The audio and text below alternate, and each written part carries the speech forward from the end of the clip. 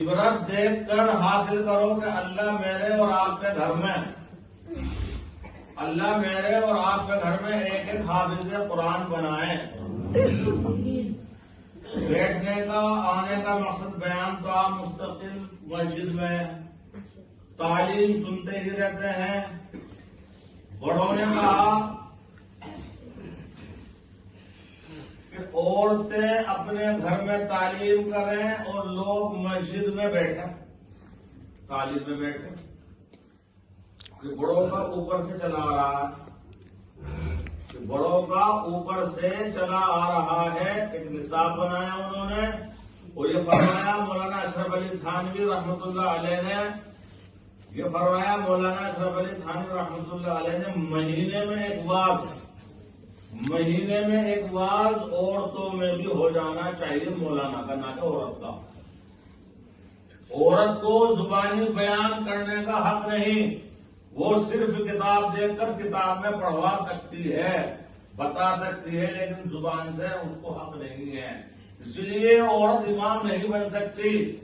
فرمایا مولانا اشرف علی تھانوی رحمۃ اللہ علیہ نے کہ ایک واز عورتوں میں کسی عالم کا پردے کے ساتھ ہر مہینے ہونا چاہیے تاکہ ان کو دین کی سمجھ آتی رہے. جو خرافات ان کے اندر ہے وہ دین پہ عمل کر کے چھوڑتی رہے. اور وہ عورتیں جن کے مرد مسجد میں جاتے ہیں اور انہیں کسی مسائل کی ضرورت ہے اندرونی پاکی ناپاکی کی, مرد کو چاہیے کہ وہ اپنے علماء سے اپنے عالم سے ملے اور عورتیں کے مسائل اپنے عالم سے پوچھ کر عورتوں کو بتائے کہ پاک کیسے ہوگی, تمہارا جو کپڑے پاک ہونے کا طریقہ ہے وہ کیا ہے, اور کب تم نماز چالو کرو گی. بچہ پیدا ہونے کے بعد جو 40 دن تک عورت کے کپڑے خراب ہوتے ہیں اس میں نماز کا حکم کب ہے. یہ سب چیزیں آپ کے پاس جب آئیں گے جب آپ عالموں سے ملو گے. عالم چھوٹا ہو یا بڑا, اللہ فرما رہا کہ هو اعلم بمن اتقى. اللہ کیا کہہ رہا؟ اللہ فرما رہا کہ میں جانتا ہوں. میں نہیں کہہ رہا, اللہ کہہ رہا کلام پاک میں. اللہ کہہ رہا ہے کلام پاک میں هو اعلم بمن اتقى کہ میں زیادہ جانتا ہوں تم میں کون متقی ہے اور کون دل کا نرم ہے. حدیث میں آیا کہ من یحرم الرفق فقد حرمه اللہ, کہ جس کا دل نرمی سے محروم ہو گیا,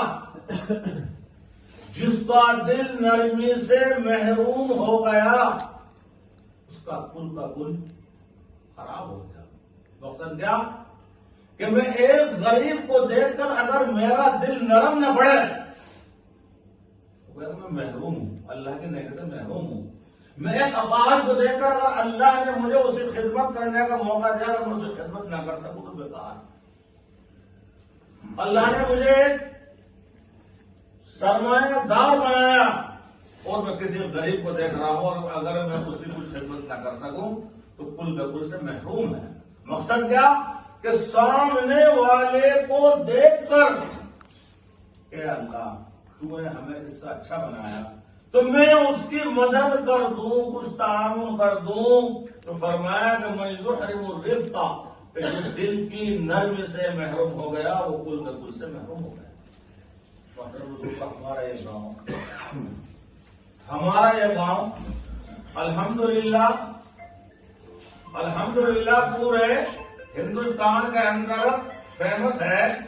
الحمدللہ ہمارا یہ گاؤں جو ہے پورے ہندوستان کے اندر فیمس ہے. شاہ ولی اللہ محدث دہلوی کے پھلتی سنبت دہلوی کے گاؤں سے ہم پیدا ہیں. ہم اس کے اندر پیدا ہوئے, پیدا نہیں ہوئے تو چاہے باہر سے آگے یہاں رہے. تو ہمیں جب ہم اس لوگ جب آئے یہاں تو ہمیں دیکھ کر عبرت حاصل کرے نہ کہ بھائی یہ بزرگوں کے گاؤں کے ہیں, یہ بزرگوں کے گاؤں کے ہیں, اللہ والوں کے گاؤں کے ہیں. تو محترم بزرگوں اور دوستوں تو یہاں آنے کا مطلب اور مقصد صرف یہ ہے کہ ہم کسی عالم سے جڑنے والے بنے، کسی عالم سے ملنے والے بنے. اب ہمارے ایک گاؤں کا اس دن میں نے کہا تھا کہ مولانا کلیم صدیقی کا نام پورے دنیا میں الحمدللہ چار چاند کی طرح چمکتا ہوا ہے. ہم ان کے صاحبزادوں سے جا کر ہمیں ملنا چاہیے کہ کیا ہو رہا، کیا نہیں ہو رہا. ان کے لیے دعائیں کرنی اور کرانی چاہیے اپنے چھوٹے بڑوں سے کہ اللہ کوئی رہائی کا، کہ اللہ تعالیٰ کوئی اسباب ایسا پیدا فرما کہ اللہ دعا جو ہے بہت بڑا ہتھیار ہے، دعا جو ہے بہت بڑا ہتھیار ہے. اور اگر ہم ان لوگوں سے اللہ سے گڑ گڑا کر آہوزاری کر کے انشاءاللہ مانگیں گے تو اللہ وہ سب کی سنتا ہے. میرے اور آپ کے چاہنے سے برا نہیں ہو سکتا اگر وہ نہ چاہے، اگر وہ نہ چاہے.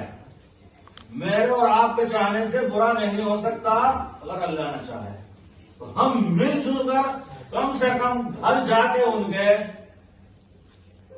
تاکہ ان کے بیٹے وہ ان کے خاندان میرے لگے کوئی پائے تعزیت داری اور جانا اللہ کو بہت پسند ہے. حضور اکرم صلی اللہ علیہ وسلم اگر کسی کو کوئی پریشانی آتی تھی، نماز میں نہیں آتا تھا، نماز میں نہیں آتا تھا تو اللہ کے نبی خود جایا کرتے تھے. ایک سنت یہ بھی ہے کہ کوئی پریشان حال ہے تو جا کے اس کی پریشانی کو دور کرو. ہم نے دور کر، اللہ ہمارے دل میں ڈالے گا اس کو دور کرے گا. تو محترم بزرگوں اور دوستو، تو کل نفس ذائقۃ الموت، ہر نفس کو، ہر بشر کو موت کا ذائقہ چکھنا ہے. اور رہا دیکھو، اللہ کہہ رہا ہے کہ ہوا اعلم بمن اتقی، میں زیادہ جانتا ہوں کون متقی ہے. آگے کلام پاک نے فرمایا کہ فلا تزکوا انفسکم، کتنا بڑا ولی ہو جاؤ تو مفتی ہو گیا بھائی، ڈگری پاس کرنے میں بھائی. اللہ کہہ رہا ہے کہ اپنے آپ کو پاک صاف مت سمجھو. میرے پاک کرنے سے میرے کہنے سے میں پاک ہو گیا سب سے بڑا ہو جاؤں میں. اللہ کے یہاں ایک ایک چیز لکھی ہوئی ہے اور فرمایا الاعتبار بالخواتیم. اللہ معاف فرمایا میں ساری زندگی سجدہ کرتا رہا، جماعت میں جاتا رہا، اپنے بچوں کو حافظ قرآن بنایا، اینڈ میں شیطان آئے گا، میرا خاتمہ نہ جانے کہیں کو. فرمایا الاعتبار بالخواتیم، اصل تو انسان کا زندگی کا دار مدار خاتمے پہ ہے کہ اللہ میرا اور آپ کا خاتمہ ایمان پر.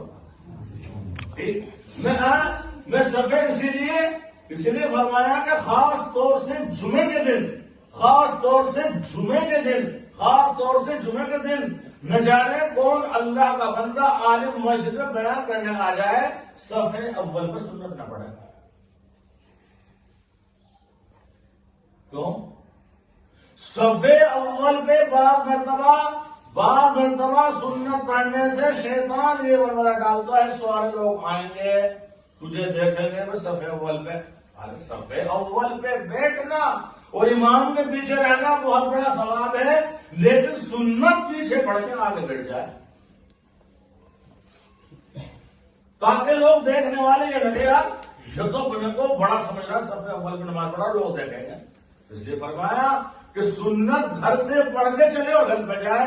لیکن اب ماحول ایسا ہو گیا کہ مسجد میں آنے سے اللہ ہدایت دیتا ہے تو مسجد پڑھ لیں، لیکن خاص طور سے جمعے کے دن بیان کرنے والے کو پریشانی یہ ہوتی ہے، خاص طور سے بیان کرنے والے کو پریشانی یہ ہوتی ہے یار سنت پڑھنے میں بیان کیا کرتے ہیں.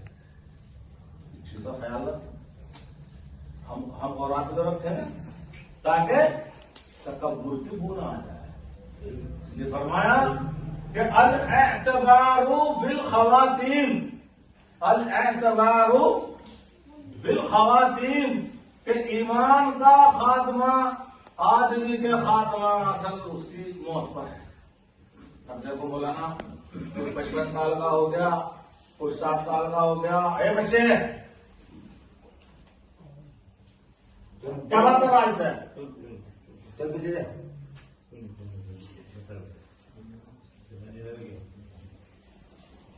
الاعتبار بالخواتیم کہ اصل ایمان کا خاتمہ آدمی کا اس کی زندگی کا علم ہوگا.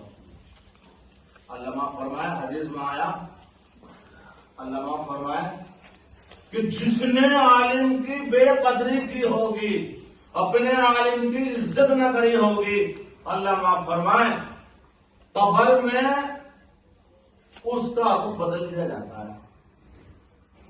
تو محترم بزرگوں اور دوستوں، اپنے عالم ماشاءاللہ آپ کا بہت بہت شکریہ.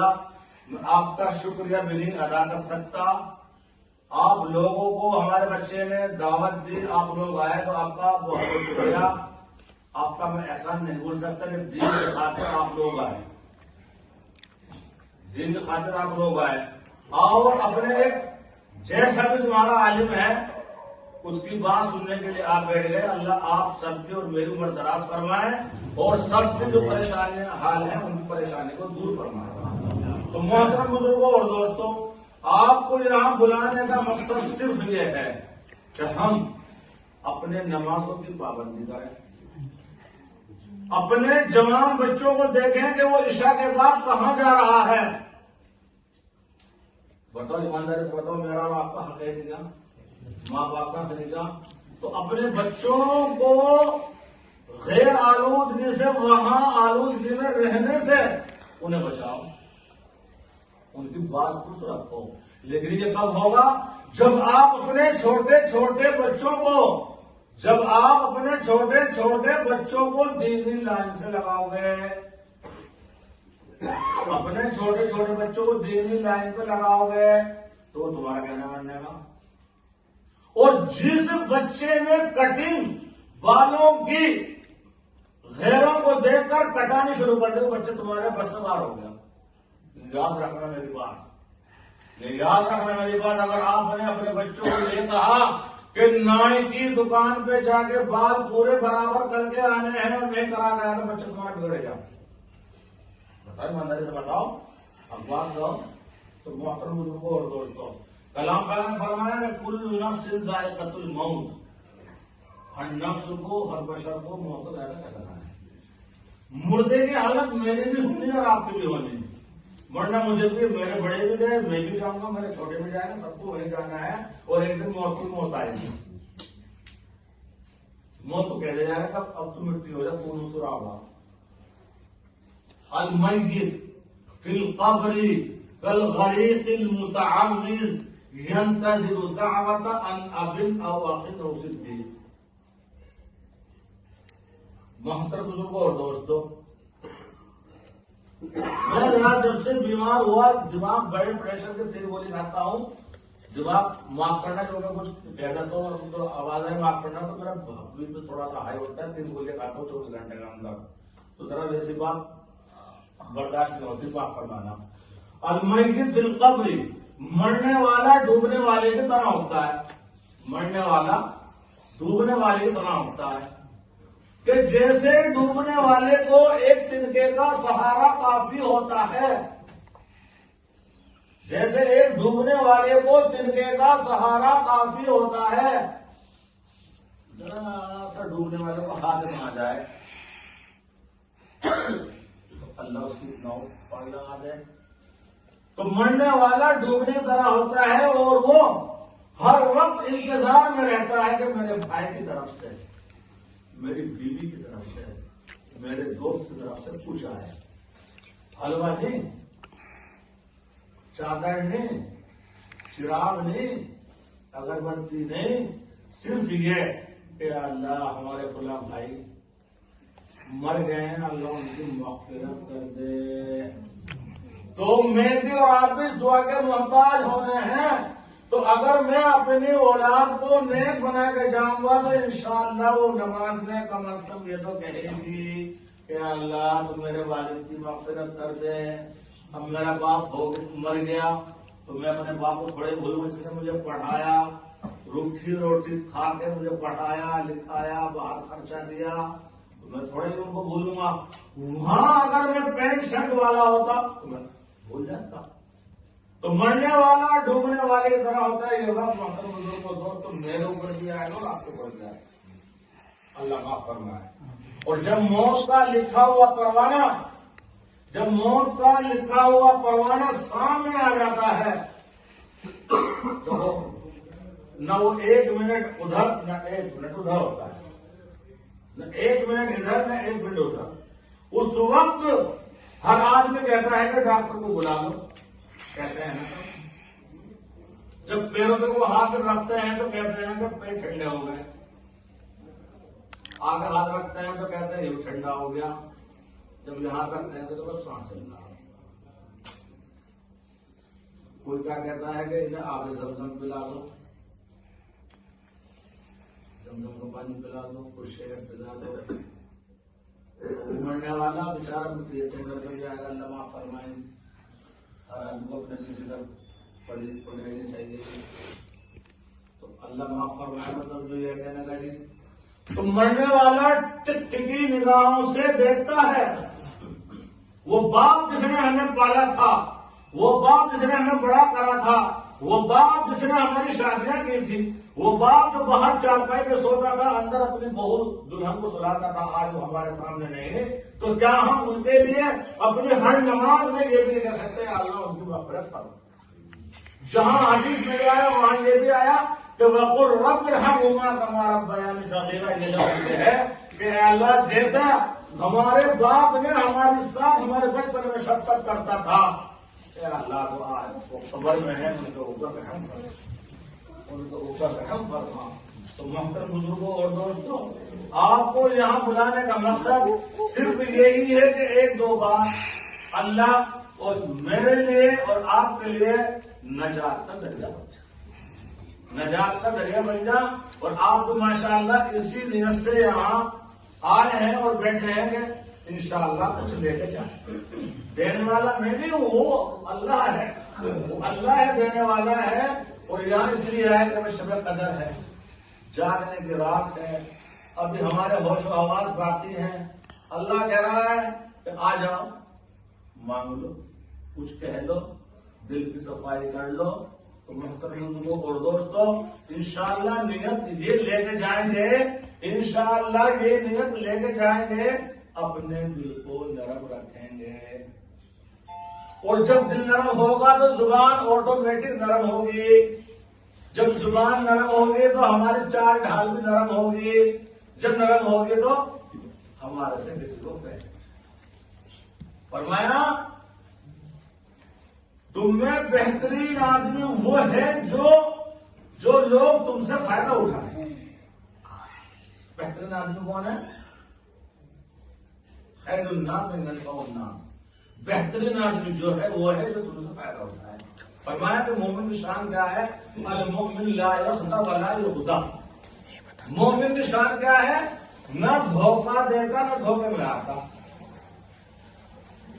تو محترم بزرگوں اور دوستوں، اس شب قدر آج آخری 29ویں شب ہے. میرے اور آپ کی زندگی میں نہ جانے آئے محترم بزرگوں اور دوستوں، 50 کے ہو گئے، 52 کے ہو گئے، 53 کے ہو گئے. سنتے ہیں کہ کھلا کی عمر کتنی 55 سال، کھلا کی عمر کتنی 30 سال، تھوڑے سی نام ہے.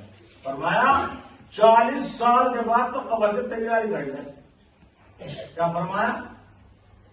40 سال کے بعد تو قبر کی تیاری کر لیں. جب یہ دیکھے کہ داڑھی میں ایک بال آ گیا سفید، تیاری کر لیں. جب داڑھی آ گئی سفید تو اب اسے کاٹ تراش نہ کرے. جب گنتی رکھ لی گنتی رکھ لیں. فرمایا کہ سفید داڑھی سے اللہ شرماتا ہے. ایک آدمی کی داڑھی کالی تھی، جب انتقال کا وقت آیا اپنے پوتوں سے کہا میری داڑھی کالی ہے، اگر میں مر جاؤں تو میری داڑھی کو سفید کر دیو آٹے سے. اللہ نے پوچھا کہ میرے بندے تو ایسا کر کے آیا کہ اللہ کے نبی، اے اللہ میں نے ایک حدیث سنی تھی کہ اللہ سفید داڑھی والوں سے شرما جاتا ہے. تو میں نے شرمانے کی وجہ سے بالوں پہ آٹا پھروا لیا. اللہ کو ہنسی آ گئی، اللہ نے معاف کر دیا. ٹھیک، اللہ معاف کر رہا. مطلب بزرگوں دیکھو، میں نے اس سے پہلے بھی کہا تھا کہ دین کی بات دین کی بات اس لکھنؤ کی بڑھیا کی طرح نہیں ہونی چاہیے. ایک مثال بتا دیتا ہوں. ایک لکھنؤ کی بڑھیا چوراہے کے اوپر لکھنؤ میں ایک بریانی کی بڑھیا والی, جب لکھنؤ ہے تو بریانی بھی کیسی ہوگی وہاں کی. تو آواز لگا رہی تھی, ہے کوئی آدمی جو اس بریانی کو میرے حلق سے نیچے اتار دے. لوگ کہنے لگے بڑھیا پاگل ہو گئی, پاگل ہو گئی بڑھیا. ہم تم سے بولتے ہیں یہاں پہ, لکھنؤ میں رکشہ والا بھی آپ سے بولے گا. ہم گالی تھوڑی ویسے دے دیتے ہیں, اور وہاں کے گالی کیا یہ تھا کہ آپ کے چہرے انور پر ایک تماشا ایسا رسید کروں گا کہ آپ کا چہرہ گلاب کی طرح کھل جائے گا. یہ گالی رکشے والے تھی. رکشے والے گالی کو ہمارے گالی میں کتنا فرق ہے. تو لکھنؤ کی بڑھیا آواز لگا رہی تھی, ہے کوئی آدمی جو اس بریانی کو میرے حلق سے نیچے اتار دے. آپ کو تعجب ہو رہا ہے, بڑھیا بریانی دور اتر نیچے سے. کسی ہم سوال نے سوال کرے, اما جان یہ تو بڑھیا بریانی بنی ہوئی ہے, لکھنؤ کی ہے, گوشت بھی پڑا ہوا ہے, خوشبو بھی یہاں تک آ رہی ہے, چاول بھی اچھی بات کرتی ہے, جو آدمی کھاتا ہے اتر جاتا ہے, تیرے حلق کے نیچے سے کیوں نہیں اتر رہے. پہلے کہ ہائے وقت, اب لکھنؤ میں کیسا وقت آ گیا, بلا دہی کے بریانی کھائی جانے لگی.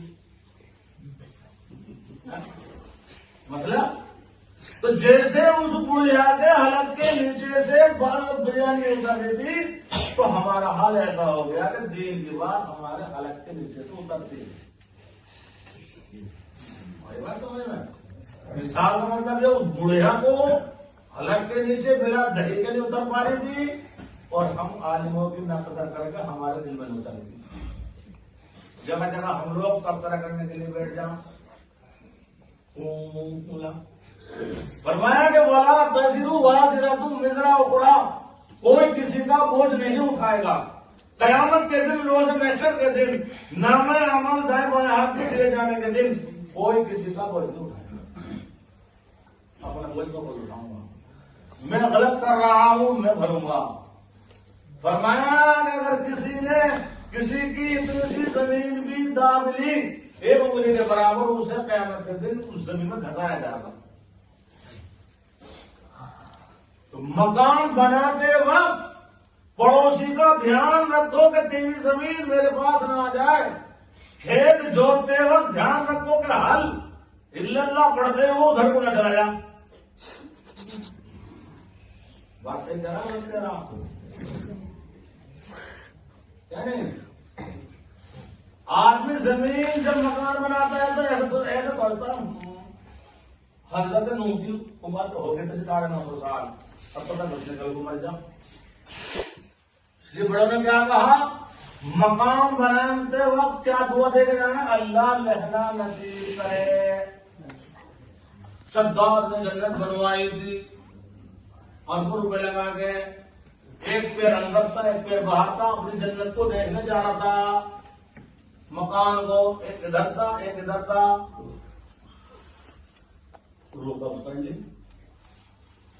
تو مکان بناتے وقت پڑوسی کا دھیان رکھو, کھانا بناتے وقت پڑوسی کا دھیان رکھو. گوشت آدھی کلو لے آیا, تھوڑا شوربا فضل کر لو تاکہ پڑوس والا کوئی آ جائے دے دے. پہلی بات تو محلے میں ہمارے سب کو پتا رہتا ہے کہ کون ہمارے محلے میں آج اس کے سالن یا روٹی بنی ہوگی نہیں ہوگی, خود پہنچانے کا. اپنی بیویوں کو تاکید کرو کہ تھوڑا شوربہ زیادہ رکھو اور اپنے محلے میں کسی کو پہنچاؤ. کیا رکھا, آج بھی یوں آیا تھا, مٹھی بند کر کے آ رہا اور یوں جا رہا. تو میرا نہیں, میں تیرا نہیں, سب میرا کرے گا. اللہ معاف فرمائے. تو خلاصہ کلام کیا نکلا, شب قدر اگلے سال آوے, ہمارے پہ کوئی ٹھیکیداری تو ہے نہیں. اللہ پہ ہے، اللہ معاف فرمائے. تو چند منٹ کی بات کرتے ماشاء اللہ آپ لوگ آئے، بہت بہت آپ کا دوبارہ شکریہ. کہا کوئی عالم بنا کر جانا، ایمان کی شان یہی ہے کہ کوئی عالم بیچارہ بلا رہا ہے، جیسا بھی ہے تمہارے گاؤں کا ہو، کوئی بھی تو جانا چاہیے. لیکن آ گئے تو ماشاء اللہ بڑے دل سے خوشی ہوئی کہ میں کہا کوئی بیچارہ نہیں آیا ہوگا بیچارہ، تو آپ لوگ آئے، بہت بہت بڑی خوشی ہوئی. اللہ مجھے اور آپ کو عمل کی توفیق عطا فرمائے. نیت یہ کر کے جائیں گے کہ انشاءاللہ ایک بچے کو حافظ قرآن، اگر اپنی اولاد میں نہیں بنا سکے پوتے کو بنا، تاکہ صدقہ جاریہ بنے. دو ہوں ایک بنا دو، دو ہوں ایک بنا دو. لیکن اگر تم نے اپنے بچے کو 10-11 سال تک حافظ قرآن بنانے کی محنت اور کوشش کر لی تو سیڑھی چڑھ جائے گی، ورنہ اس زمانے میں سیڑھی چڑھنے والی نہیں ہے. جہاں وہ ماں کاننے والا تھا تو حافظ سے گیا. حدیث میں آیا، دیکھو حدیث ہے کہ علم غریبوں سے چلا اور غریبوں کو ختم ہونا. دین سوکھی روٹی کھا کے پڑھا جاتا ہے، مرغ مسلم کھا کے کوئی مولوی نہ بنے نہ بنا. تاریخ اٹھا کے دیکھ لو، ہم دارالعلوم میں پڑھتے تھے، 3 دن کی جو روٹی سوکھی ہوتی تھی شور پہ ذرا سا لے لیا اور اس رات کو بھگو دیا اور صبح اس کو کھدا لگایا اور اس کا شریر سے بنا رکھا کر گھنٹے میں چلے گئے. دھیان رکھنا، مالداروں کے بچے حافظ قرآن کم ملیں گے اور غریبوں کے بچے ہندوستان کی تاریخ اٹھا کر دیکھو تو جلدی ہو جائے گا. اس لیے امیر اور غریب کی کوئی بات نہیں ہے، اللہ جسے دیتا ہے وہ مالدار میں بھی پیدا کر دیتا ہے. بشرطے کہ اس کی صلاحیت ٹھیک تم کرتے رہو، دین گاڑی میں چلاتے رہو. 5 سال کا ہو گیا، 6 سال کا ہو گیا، تو حافظ قرآن بنانا، اپنا کوئی حافظ لگا دو، عالم لگا دو، کوئی اسے بھیجو، پڑھنے بیٹھو اسے، اور ماشاءاللہ 10-11 سال میں حافظ ہو جانا. تو اللہ ہماری توفیق عطا فرمائے. تھوڑی سی دعا کر لو.